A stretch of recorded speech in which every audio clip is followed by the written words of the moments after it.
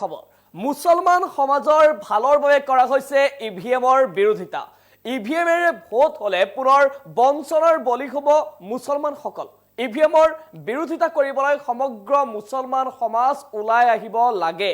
উচ্চতম ন্যায়ালয়ৰ অধিবক্তাই এইদৰে আহ্বান জনাইছে মুছলমানসকলক।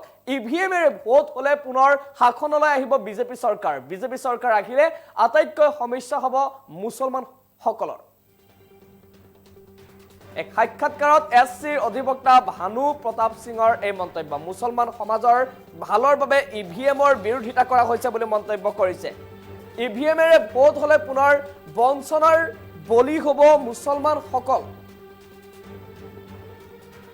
ইভিএমৰ বিৰোধিতা কৰিবলৈ সমগ্ৰ মুছলমান সমাজক ওলাই আহিব লাগে বুলিও মন্তব্য কৰিছে। উচ্চতম ন্যায়ালয়ৰ অধিবক্তাই আহ্বান জনাইছে মুছলমান ৰাইজক।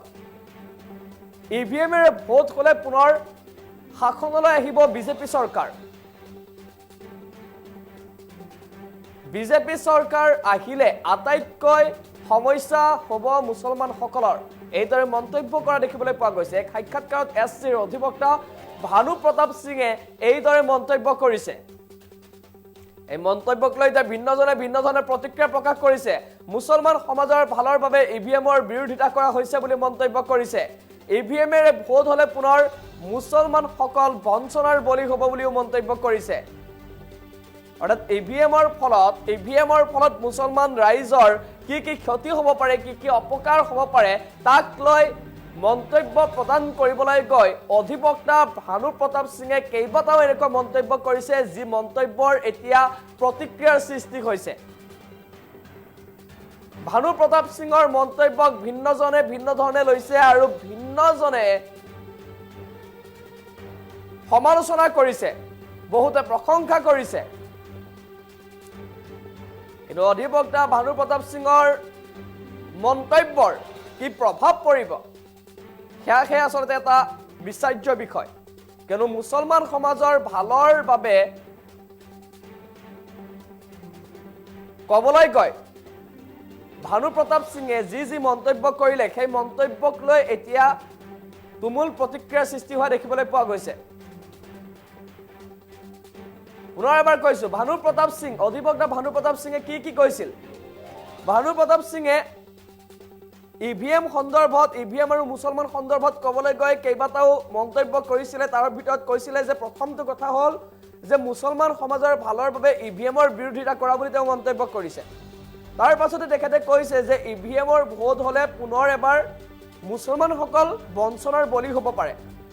তৃতীয়টো কথা তেখেতে কৈছে যে ইভিএমৰ বিৰোধিতা কৰিবলৈ সমগ্ৰ মুছলমান সমাজক ওলাই আহিবলৈ কৈছে। উচ্চতম ন্যায়ালয়ৰ অধিবক্তাই আহ্বান জনাইছে মুছলমানসকলক যে ইভিএমৰ বিৰোধিতা কৰিবলৈ সমগ্ৰ মুছলমান সমাজ ওলাই আহিব লাগে।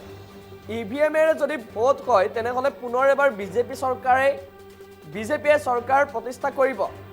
বিজেপি চৰকাৰ যদি আহে আটাইতকৈ সমস্যা কিন্তু মুছলমানসকলৰ হ'ব। তেওঁ এই মন্তব্য কৰিছে।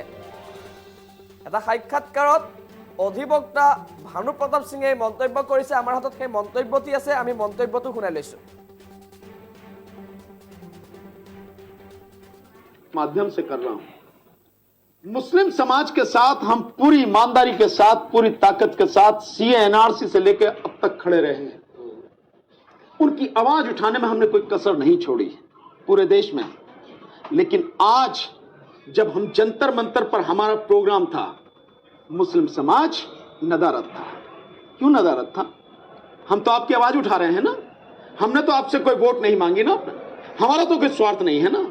वो लड़ाई जो ईवीएम की हम लड़ रहे हैं वो तो तमाम मुस्लिम समाज की है। इस देश में अगर मोदी सरकार 2024 में जीत के आ गई, अगर ईवीएम से चुनाव हुआ तो सबसे ज्यादा और सबसे पहले निशाने पर तो मुस्लिम समाज ही होगा। और है भी। मॉब लिंचिंग किसकी हो रही है? मुस्लिम समाज की। तो मुस्लिम समाज आता क्यों नहीं हमारे साथ? अगर जो लोग आपके सामने खड़े, आपके लिए खड़े हैं, रात दिन आपकी आवाज उठा रहे हैं, आप उनके साथ भी नहीं आओगे तो फिर कौन आपके साथ में खड़ा होगा? फिर क्या होगा? नेता विहीन समाज हमेशा मात खाता है। ये उनको सोचना है। तो मैं जो देख पाया हूं, निश्चित रूप से मुस्लिम समाज एक अच्छा समाज है, पर उसकी लीडरशिप चुनने की और लोगों के साथ में खड़े होने की जो तरीका है बिल्कुल समझ के बाहर है। अगर चेतना की कमी है। कुछ नहीं, कोई राजनीतिक चेतना नहीं है। असदुद्दीन ओवैसी साहब को वो बुरा भी कहेंगे, वोट भी नहीं देंगे, लेकिन उनकी मीटिंग कहीं भी होगी तो आप देखिए किस तरह से भीड़ आती है अंधाधुंध, तो फायदा क्या उसका। इसके अलावा अगर उनका कोई धार्मिक फंक्शन है, केवल एक आवाज लगानी होती है मस्जिद में और वो सारे के सारे वहां पहुंच जाते हैं, जहां बोला लाखों की भीड़ आती है। धर्म आपका है, आप अपने घर में भी उसको अपना सकते हैं। आप जा रहे हैं धार्मिक अपने प्रदर्शन में, जाइए, बहुत अच्छी बात है, लेकिन क्या राजनीति के बिना आपका धर्म सुरक्षित रह जाएगा? क्या राजनीति के बिना आप सुरक्षित रह जाएंगे? अगर सरकार इसी तरह से तानाशाह और अत्याचारी होगी तो क्या आपके आने वाली पीढ़ी, आपके बच्चे सुरक्षित रह जाएंगे? नहीं रह सकते। तो जो लोग आवाज उठा रहे हैं उनके साथ खड़े क्यों नहीं होते हो? माध्यम से कर रहा हूं, मुस्लिम समाज के साथ हम पूरी ईमानदारी के साथ, पूरी ताकत के साथ सीए एनआरसी से लेकर अब तक खड़े रहे हैं। उनकी आवाज उठाने में हमने कोई कसर नहीं छोड़ी पूरे देश में। लेकिन आज जब हम जंतर मंतर पर हमारा प्रोग्राम था, मुस्लिम समाज नदारद था।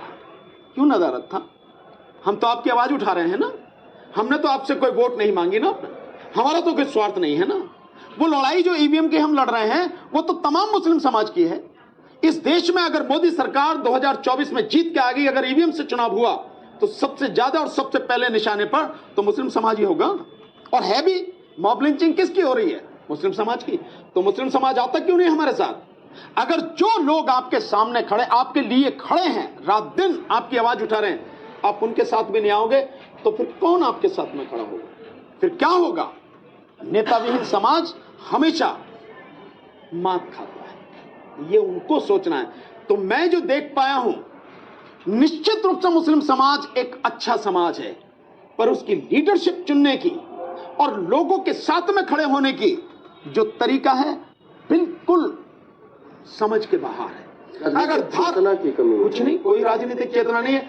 असदुद्दीन ओवैसी साहब को वो बुरा भी कहेंगे, वोट भी नहीं देंगे, लेकिन उनकी मीटिंग कहीं भी होगी तो आप देखिए किस तरह से भीड़ आती है अंधाधुंध, तो फायदा क्या उसका। इसके अलावा अगर उनका कोई धार्मिक फंक्शन है, केवल एक आवाज लगानी होती है मस्जिद में और वो सारे के सारे वहां पहुंच जाते हैं, जहां बोला लाखों की भीड़ आती है। धर्म आपका है, आप अपने घर में भी उसको अपना सकते हैं। आप जा रहे हैं धार्मिक अपने प्रदर्शन में, जाइए, बहुत अच्छी बात है, लेकिन क्या राजनीति के बिना आपका धर्म सुरक्षित रह जाएगा? क्या राजनीति के बिना आप सुरक्षित रह जाएंगे? अगर सरकार इसी तरह से तानाशाह और अत्याचारी होगी तो क्या आपके आने वाली पीढ़ी, आपके बच्चे सुरक्षित रह जाएंगे? नहीं रह सकते। तो जो लोग आवाज उठा रहे हैं उनके साथ खड़े क्यों नहीं होते हो?